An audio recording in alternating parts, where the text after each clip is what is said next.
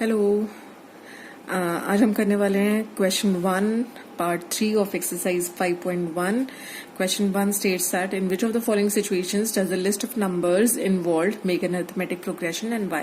हमें ये पता लगाना है कि जो सिचुएशन हमें गिवन है उससे जो नंबर्स जनरेट होने वाले हैं क्या वो एक अर्थमेटिक प्रोग्रेशन बना रहे हैं या नहीं।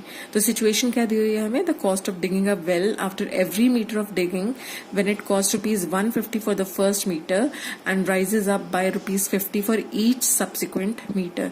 कि अगर आप एक वेल खुदवाते हैं तो हर पहले मीटर के लिए आपको 150 देना होता है और उसके बाद अगले हर मीटर के लिए आपको ₹50 देना होता है। ठीक है, तो अब हमें ये बताना है कि ये जो सिचुएशन से हमें नंबर्स जनरेट होने वाले हैं क्या वो एक एपी बनाएंगे या नहीं। तो जब हमने पहले ही फर्स्ट मीटर डिग किया वेल को, तो फॉर द फर्स्ट मीटर हमने कितना कॉस्ट पे किया, हमने पे किया ₹150। लेकिन जब हम सेकेंड मीटर 2 मीटर हमने उसको डिग किया तो पहले मीटर के लिए हमें पे करना पड़ा ₹150 जो कांस्टेंट है। हर पहले मीटर पे हमें ₹150 पे करना है और उसके बाद अगले मीटर पे हमें ₹50 पे करना है। तो ₹150 फॉर द फर्स्ट मीटर और उसे अगले मीटर के लिए हमें पे करना पड़ा ₹50। तो टोटल हो गया ₹200। ठीक है, अब अगर हम 3 मीटर्स वेल डिग करते हैं तो पहले मीटर के लिए तो हमें 150 देना ही देना है।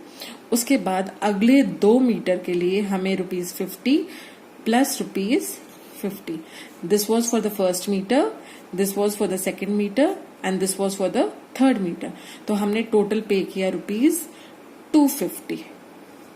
ठीक है, अगर हम 4 मीटर्स वेल डिग करते हैं तो पहले मीटर के लिए हमने डिग किया पहले मीटर के लिए हमने पे किया ₹150, दूसरे मीटर के लिए 50, तीसरे मीटर के लिए 50 and then for fourth metre also we paid 50। तो टोटल हमारा हो गया ₹300।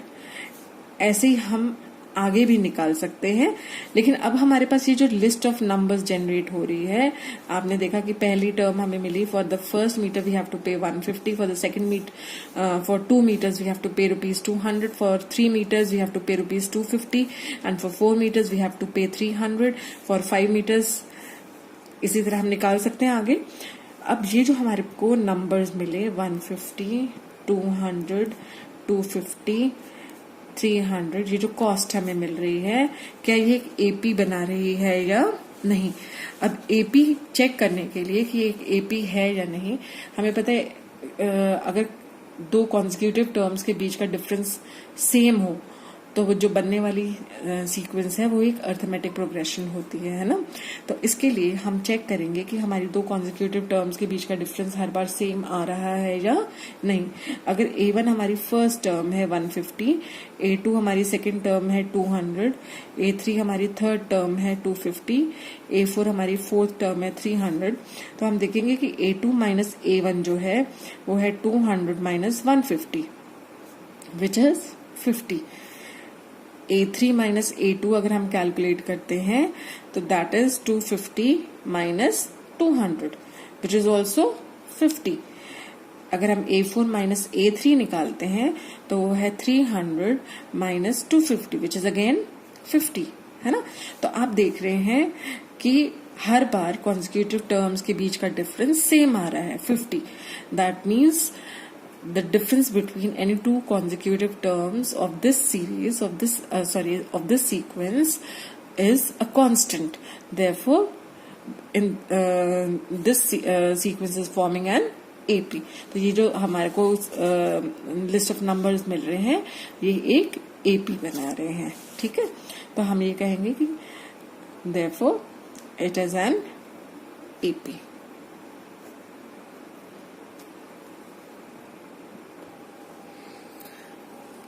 Now moving on to the fourth part. Fourth part क्या है, the amount of money in the account every year when ₹10,000 is deposited at compound interest at 8% per annum। आप लोगों ने compound interest और amount के बारे में पढ़ा है क्लास 8 में, है ना। तो how do you calculate the amount? अगर इंटरेस्ट आपका कंपाउंड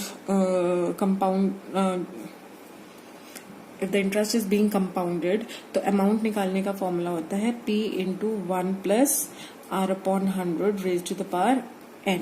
यहाँ p is the principal, r is the rate of interest and n is the time. ठीक है, तो हमारे को यहाँ पर क्या निकालना है? Amount. That means we have to find out a for every year that goes by. ठीक है, अगर सपोज हमारे पास पहला साल है, पहले साल के लिए आपका अमाउंट आपको कैलकुलेट करना है, तो amount will be equal to p is 10,000 है ना, 1 plus r is 8 upon 100 raise to the power n is the time. For first year n will be 1. So this is equal to 10,000 into, आप जब इसका LCM लेंगे तो ये हो जाएगा 100 plus 8 which is equal to 108 upon 100. जब हम इसको कैलकुलेट करेंगे तो आपका आंसर आएगा 10800. ठीक है, तो पहले साल के एंड में हमारा अमाउंट होगा 10800. ठीक है, अमाउंट क्या होता है? Principal plus the interest. तो हमको 10,000 तो हमारा प्रिंसिपल था, इसका मतलब हमें इंटरेस्ट मिला 800 रुपीज. अब हम अगर सेकेंड ईयर के लिए कैलकुलेट करते हैं, if we are calculating this was for the first year, ये है सेकेंड ईयर के लिए. तो सेकेंड ईयर के लिए हमारा अमाउंट होगा, principal was 10,000, 1 plus r is 8, rate of interest is 8 upon 100. Now n is 2. हम सेकेंड ईयर के लिए कर रहे हैं, 2 साल के लिए कर रहे हैं ना, तो हम यहाँ पे क्या पुट करेंगे? 2. इफ 2 years के लिए हम कैलकुलेट कर रहे हैं, तो this is equal to 10,000 into 1 plus 8 upon 100 raise to the power 2 which is further equal to 10,000 into, अगर हम यहाँ एलसीएम लेते हैं तो this is 100 plus 8 square. So this is equal to 10,000 into 108 upon 100 का होल स्क्वायर. ठीक है, इसको सिंप्लीफाई करने पर, आप सिंप्लीफाई करेंगे तो यहाँ ये जीरोज सारी इससे कैंसिल हो जाएंगे और आपके पास सिंपली 108 का स्क्वायर बचेगा विच इज इक्वल टू 11664. ठीक है, अगर आप 3 साल के लिए 3 साल के बाद का अमाउंट कैलकुलेट करते हैं, अगर नंबर ऑफ ईयर्स जहां पर आपके पास 3 है, तो amount will be equal to 10,000 into 1 plus 8 upon 100 raise to the power 3, क्योंकि यहाँ पर आपके पास टाइम ड्यूरेशन है दैट इज 3 years. 3 साल के लिए आप कैलकुलेट कर रहे हैं. So this is equal to 10,000 into 100 plus 8 upon 100 का cube. So this is equal to 10,000 into 108 का क्यूब अपॉन, तो आप देखेंगे आपके पास बचेगा 108 cube upon 100 which is equal to 1259712 upon 100.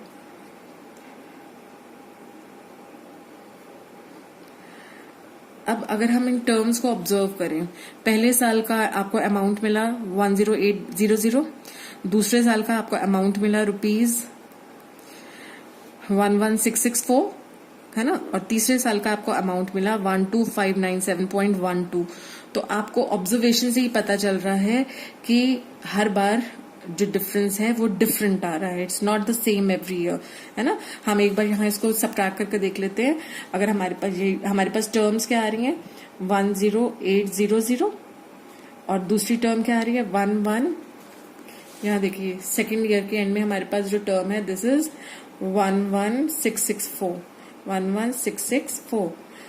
Third year के एंड में हमें जो अमाउंट मिलने वाला है वो है 12597.12, है ना. अब इनके बीच का डिफरेंस अगर हम कैलकुलेट करते हैं तो 11664 minus 10800 is this is equal to,